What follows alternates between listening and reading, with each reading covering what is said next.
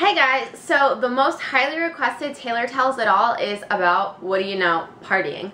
Our generation is so wrapped up on partying, going out and dancing and doing all sorts of crazy things. So I have a note here of everything that I wrote down that has to do about partying. If you guys have any Taylor Tells It Alls that you guys want for the next month, post it down below and thumbs up if you like what someone else wrote. I'm going to mostly try and film Taylor Tells It All maybe once a month, so post your requests down below.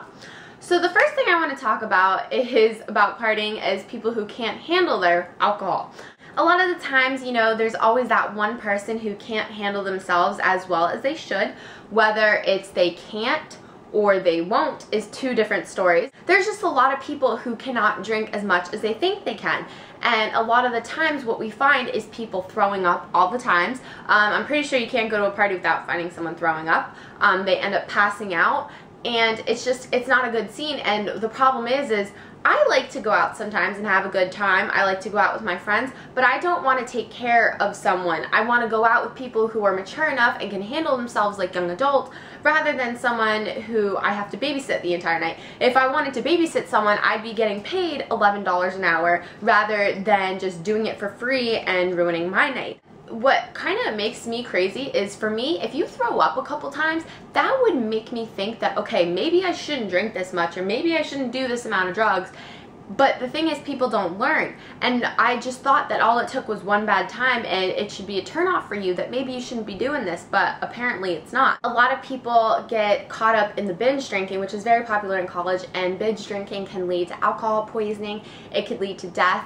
And I'm going to post a statistic down below of how many people die every year because of binge drinking, and it's just mind-boggling that just a couple drinks can completely ruin your life. A lot of people, what they end up doing too is drunk driving, which is just, the problem with drunk driving is it's never the drunk driver who ends up getting hurt. It is always the person who was innocent. And you know what? That's not fair. And I've never lost anyone to drunk driving, but I can tell you right now, that is not fair. That you're going to be dumb enough to risk not only your own life, but someone else's life, and then you're the one who gets to live. I don't know how that always works out, and I don't know why God does that, but it just always seems that the innocent person gets that short end of the stick. And I'll post another statistic down below of the people who die every year because of drunk driving. As you guys all know, the drinking age over here is 21, but let's be honest, who really follows that? And that's not to be promiscuous, but that's just to be honest.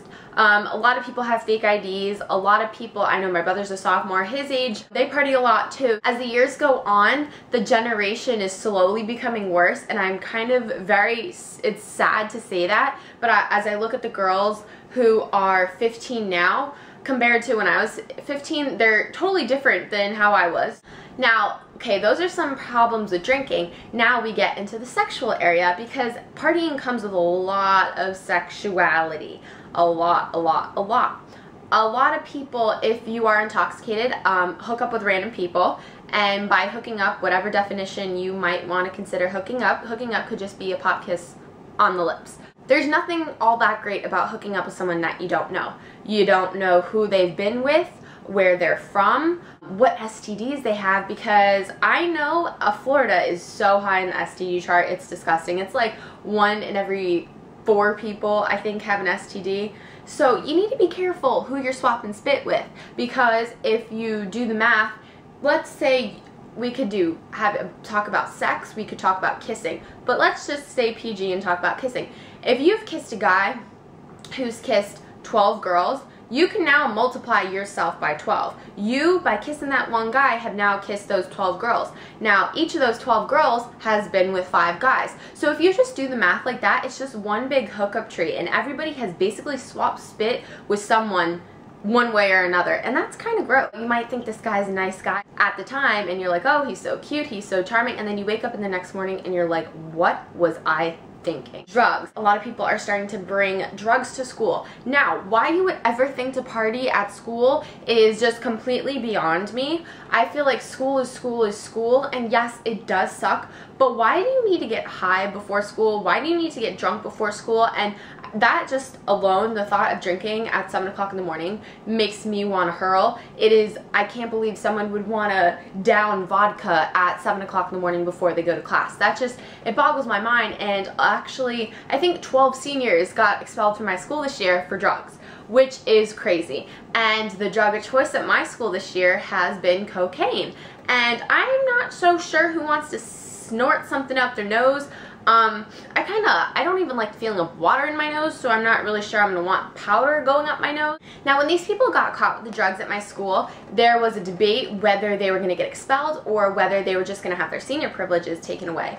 Now, to me, senior privileges is the best part of senior year. I don't know who would want to miss prom or movie night or dances or anything like that. That's what you've been building your 4 years up to, is all those seniors events. So the fact that these people were going to have to stay at school and not get to walk on stage at graduation or not get to dance at prom just sucked. And I really felt bad for them because that was all they've worked for their senior year. And along with that, some of these people actually got arrested. So not only do these people not have senior privileges anymore, but they got arrested and now they have written arrest on their record.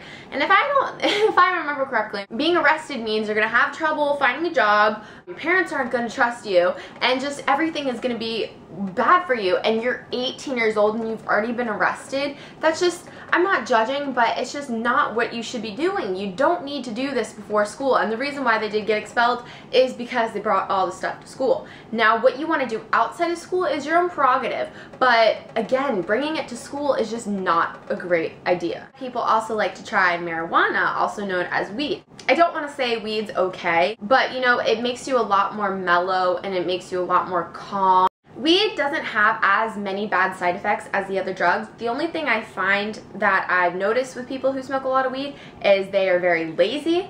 Their common sense is kind of reduced a little bit. You can gain weight because if you do smoke weed, there is a thing in the THC that causes hunger, so you can gain weight.